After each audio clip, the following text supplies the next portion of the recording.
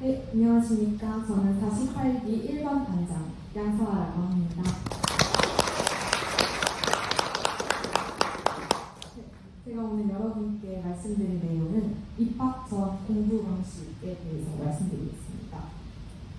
일단 본격적으로 말씀드리기 전에 저의 배경에 대해서 간단히 설명해 드리겠습니다.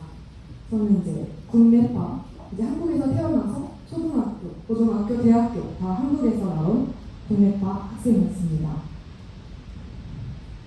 특이사항을 말씀드리자면 대학교 전공이 1월 1문학과였고 교환학생으로 1년 동안 일본에서 생활한 경험이 있습니다. 그렇기 때문에 스스로 다른 학생에 비해서 일본 생활이 짧고 국내에서 한정된 환경에서 일본어를 학습해왔기 때문에 스스로 입시 때 일본어 인풋이 부족하다는 점을 자각하고 있었습니다. 그래서 입시 때 이 일본어 인풋을 채우기 위해서 많은 노력을 했습니다. 다음으로 저의 공부 방식을 말씀드리겠습니다. 저는 총 크게 4개의 사이클을 정해서 공부를 했었고요.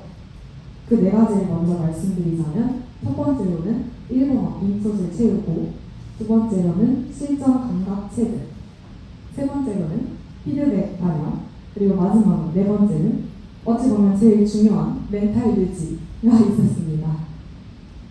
첫 번째로 인풋을 채우는 것은 제가 중요하다고 생각했던 게 일본어 표현을 학습하고 일본어 발음, 일본인 같은 발음을 체득하는 게 중요하다고 생각해서 그 2가지를 중점으로 공부했습니다.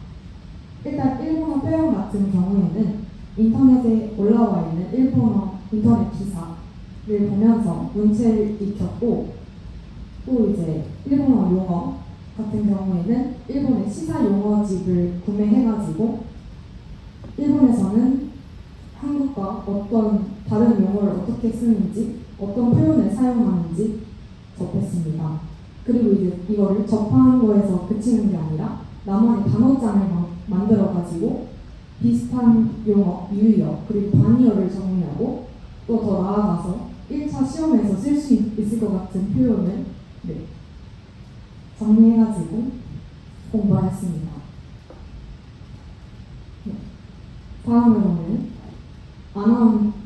발음 관련된 공부 방법인데요. 저는 유튜브에 올라오는 아나운서의 뉴스 쉐도잉을 매일 하루에 1분 정도 분량을 찾아가지고 스스로 녹음을 하면서 쉐도잉 연습을 했습니다. 그런데 이게 계속해서 듣고 계속해서 연습해서 녹음이 끝날 때쯤에는 말을 절거나 틀리지 않도록 계속 연습하였습니다.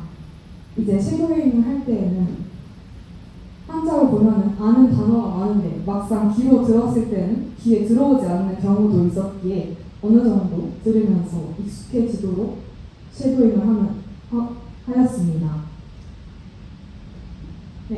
인풋 채우기는 이 정도로 하였습니다. 다음으로 넘어가서 실전 감각 체득에 대해서 말씀드리겠습니다. 저는 일본인 스터디원이랑 스터디를 매주 했었는데요. 2가지 스터디를 하였는데 모의고사 기출 스터디와 면접 스터디, 이렇게 2가지 스터디를 했습니다. 모의고사 기출은 학교 홈페이지에 들어가 보면은 매년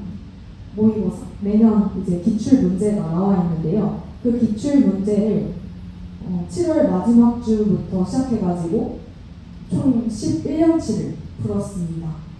매주 2시간씩 시간을 재면서 온라인으로 일본인 스터디원이랑 진짜 시험을 보는 것처럼 총 11번을 봤습니다.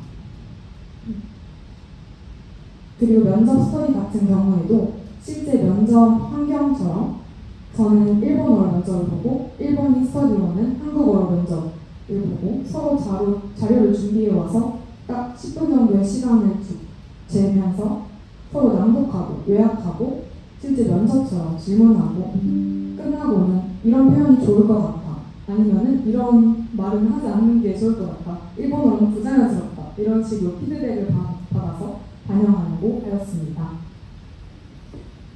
세 번째는 제가 채워왔던 인풋과 그리고 스터디로 배웠던 그런 피드백 같은 거를 반영해서 하는 공부입니다.